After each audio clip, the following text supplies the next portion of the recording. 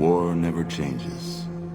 Hello Vault Dwellers, and welcome to the Water Chip Guide for Fallout 1. Locating the Water Chip and preventing Vault 13's population from dying of thirst is your starting objective, with the added stress of a mission timer of 150 days. The intent of this walkthrough is to show you where to acquire the Water Chip and one of the faster ways to do it. An overly simplified answer of where to find the Water Chip would be Necropolis, formerly Bakersfield. This is the city of ghouls east of the hub. If you've waited 90 in-game days before coming here, all the ghouls will have been exterminated by super mutants. For the sake of the guide, we're going to be arriving within that 90-day threshold. Most of the ghouls here aren't friendly to outsiders, but also won't make aggressive moves towards you unless you get too close.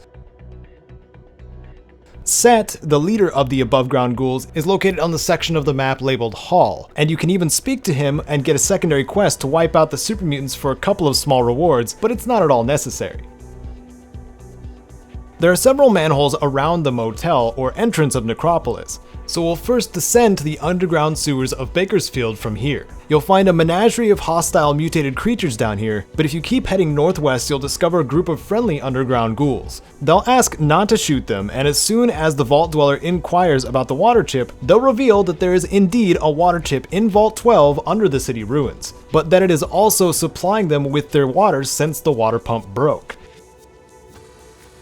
If your decision is to simply take the Water Chip and leave the ghouls to their thirsty fate, you need only continue through the sewers, emerge at the Watershed, get past the super mutant guards, and take the ladder behind the jail cell doors in the back room down to Vault 12. You can then descend to the command center and access the terminal. Doing this rewards you with the Water Chip, a nice chunk of experience, and dooming the residents of Necropolis. If you decide on not being that heartless, you can choose to assist the underground ghouls in repairing the water pump by finding some junk parts they need to repair it. These junk parts could have also been found in a crate within Jacob's shop in the hub's old town. If you didn't get it then, however, you can find the parts here in Necropolis as well. You'll need to head to the Watershed anyway and take the cistern right next to the super mutant outside. You don't have to worry about this one fighting you at the moment. While a bit hard to see, the parts will be in the northeast section of this corridor, past the varied mutated rats.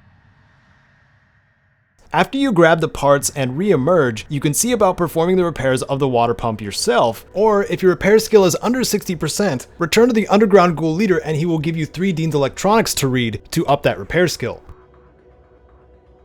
Once you're ready to enter the Watershed, recall that there are a few super mutants guarding it, one by the name of Harry who will stop you when entering. There's several checks to get by him without a fight, like telling him you're a ghoul or robot. If you're morbidly curious on who this Lou he mentions is, you can accept the invitation, but it won't end well for you. After finally reaching the water pump in the back of the shed, you can use the junk parts on it to attempt a repair check. Using a multi-tool, if you have it, will increase your odds by 30%, but no matter what, save beforehand, since there is a chance of critical failure too. Get this pump repaired and you will be the savior of Necropolis! You can choose at this point to talk to Sept about acquiring the Water Chip, or just go down to the vault, beat up the glowing one guards at the entrance, take the lift down to the 3rd floor, find the terminal, and take the Water Chip anyway, with the knowledge that you weren't the cause of the ghoul's demise. I'll leave the return trip to Vault 13 for you to discover. So that, Vault Dwellers, is how to acquire the Water Chip in Fallout 1. If you have any extra hints related to acquiring the Water Chip yourself, please add it to the comments to help out your fellow Wastelanders. If you by chance found this guide useful, entertaining, or both, do whatever it is you see fit to show that, and please consider supporting the channel on Patreon. Thanks so much for watching. This is Caedo, holding out hope that you can save the Vault today and the Wasteland tomorrow.